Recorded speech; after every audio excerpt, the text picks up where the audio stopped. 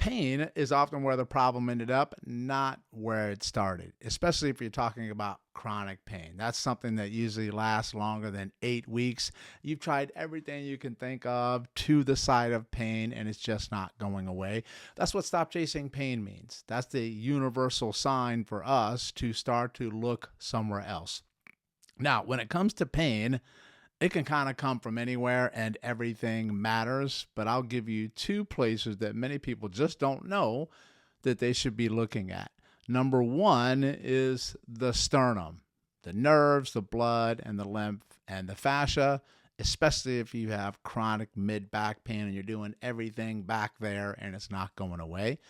Number two is the vestibular system, your inner ear balance system. That's huge for anything related to posture, and I see it a ton in low back and plantar fasciitis issues, interestingly enough. So if you check these two out, give these a shot. There'll be some links to other videos that you can try out to help these areas and see if it makes a difference for you. We hope it does. This is like a 10-minute excerpt from one of my monthly case study groups that I run for my membership site, Stop Chasing Pain, and I think you're really going to enjoy it. So thanks so much for tuning in. Let's go. Nerves have different names, but they all talk to each other, no matter where they are. They have different sizes, but they all talk to each other. And what you'll find is that when a nerve changes a size, very often it changes names. But the nerve doesn't know that. Like the nerve doesn't care what you call it. It's still the same string. So think about it as a string. It's like a big string to a medium string to a small string. Right? And attacking the center here, that's going after the big part of the nerve, and that's good. But very often you can have an issue with the smaller part of the nerve, the end point of the nerve. So if I have the nerves here in the spine, they're going to wrap around the rib cage, and they're actually going to come and go in towards the front here. And you've got nerves that end right here along this part of the rib cage. And this is also where a lot of the lymphatics and vascular flow gets trapped. Why? Because people have a lot of tightness or tension in the fascia, the connective tissue that runs like from the pectoral muscle here down to the sternum and then here. And then you have the fascia that runs like in the front from your neck here. So if a person lives like this out here and they're rounded in the back, their mouth is open and their tongue is in the floor of the mouth, all this fascia gets extra tension here. And then that will go like this and really irritate these nerves here. And then these nerves here send a signal where? This is a first order neuron, and that sends it where?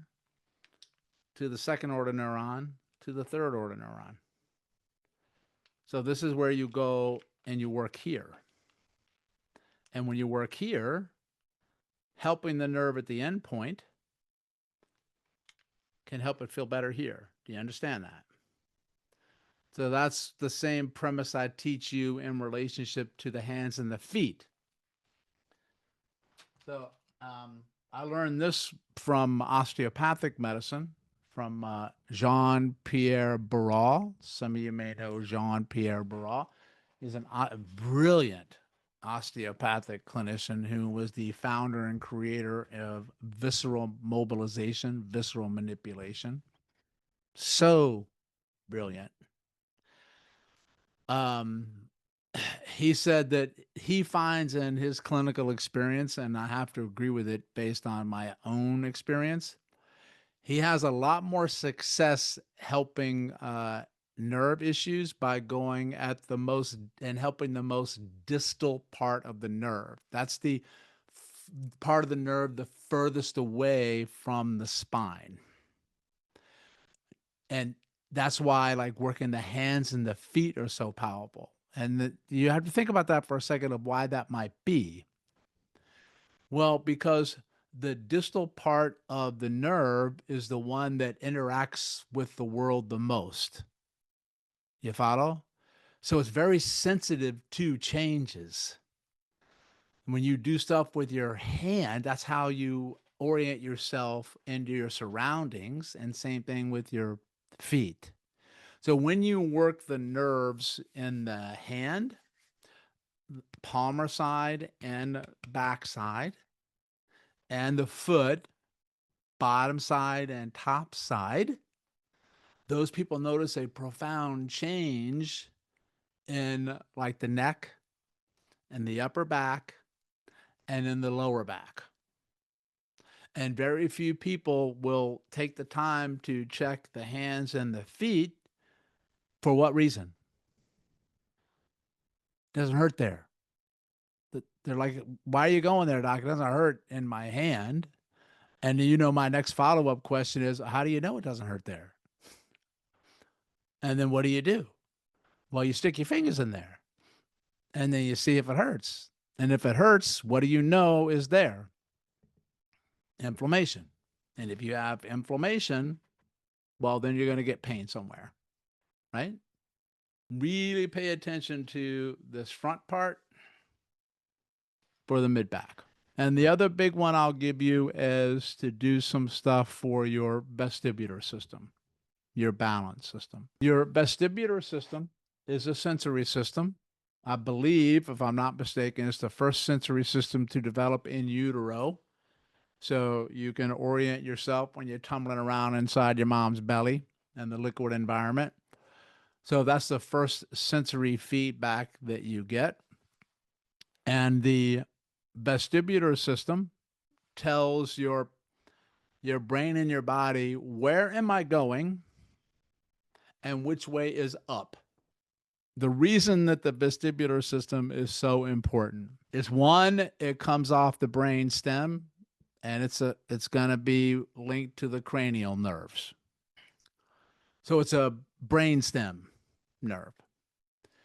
But when your vestibular system doesn't work well and your brain and your nervous system don't know like accurately where you're going or which way is up, do you know what that feeds?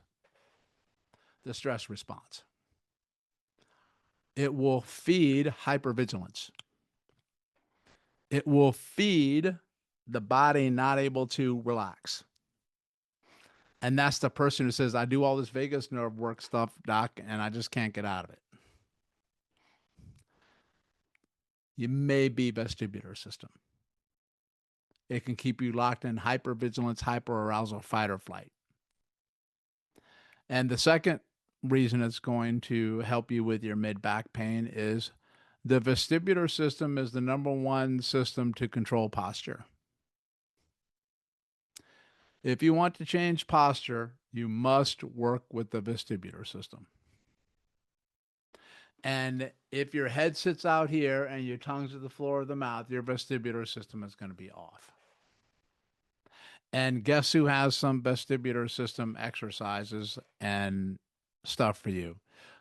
We do. You can look that up on Mojo Pro. There's some stuff in there about the vestibular system and the eyes. Just do some keyword searches, eyes, vestibular, because anytime you move your eyes, you fire up your vestibular system. And there's also some on my YouTube channel.